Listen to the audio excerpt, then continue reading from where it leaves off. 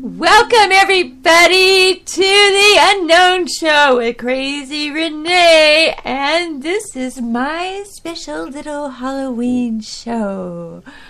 Coming from you, broadcasting live from Oregon. Yes, Oregon, a tiny little state in the United States. I welcome all of you, and I also welcome you all to my chat room if you can find it. It should be at the bottom of the page next to the heart. Just wave your mouse around, you'll find it. So, happy Halloween, and also wanted to wish my, brother-in-law, Jack, I wanted to wish you a happy birthday. Have a great day. Yes, he was born on Halloween. How awesome is that? Yeah, well, I was born somewhere around after Easter, or what was it? Before the day after Easter? Yeah, Easter Monday. So I'm a bunny rabbit. Yeah, okay, right. So I guess everybody's having a fun day with their kids. I put candy in a pumpkin and I attached it to my doorknob. So if anybody wants any candy and knows where I live, come on over and get it. I'm not going to be answering the door, so my poor dogs got yelled at about. But I told them, sit on your bed and shut up. Okay. Yeah, right. Poor dogs. Anyway, I've got some ghost stories. Yes, I do. And I found one that I heard about a long time ago. I want to read it. Okay? Okay. This is called Bloody Mary. Bloody Mary.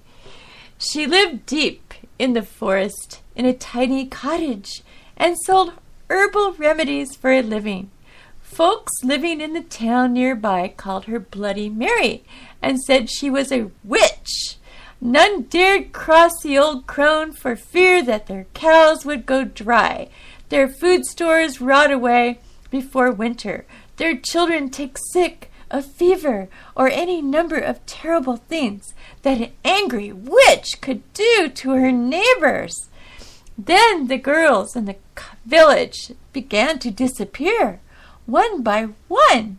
No one could find out where they had gone.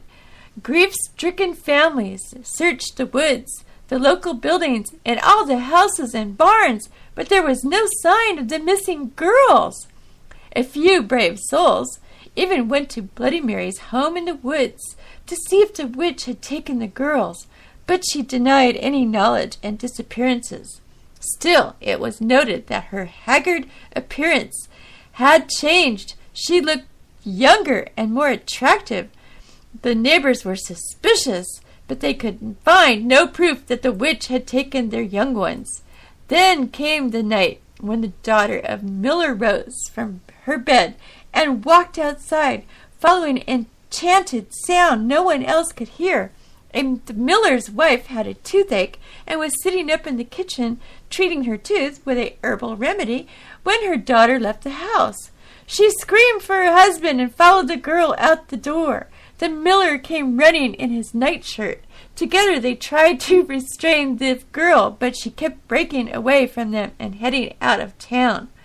The desperate cries of the miller and his wife woke the neighbors. They came to assist the frantic couple. Suddenly, a sharp-eyed farmer gave a shout pointed towards the strange light at the edge of the woods. A few townsmen followed him, out into the field and saw Bloody Mary standing beside a large oak tree, holding a magic wand that was pointed towards the miller's house. She was glowing with an unearthly light as she set her evil spell upon the miller's daughter. The townsmen grabbed their guns and their pitchforks and ran toward the witch. When she heard the commotion, Bloody Mary broke off her spell and fled back into the woods. The far-sighted farmer had loaded his gun and with silver bullets in case the witch had ever came after his daughter. Now he took aim and shot at her. The bullet hit Bloody Mary in the hip, and she fell to the ground. The angry townsmen leapt upon her and carried her back into the field, where they built a huge bonfire and burned her at the stake. As she burned, Bloody Mary screamed a curse at the villagers. If anyone mentioned her name aloud before a mirror, she would send her spirit to revenge herself for her terrible death. When she was dead, the villagers went to the house in the wood and found the unmarked graves of the little girls and the evil witch had murdered. She had used their blood to make her young again. From that day to this, anyone foolish enough to chant Bloody Mary's name 3 times before a darkened mirror will summon the vengeful spirit of the witch. It is said that she will tear their bodies to pieces and rip their souls from their mutilated bodies.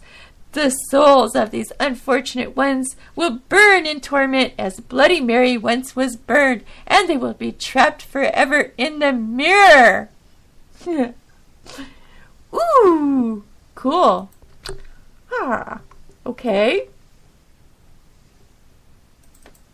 Time for a song.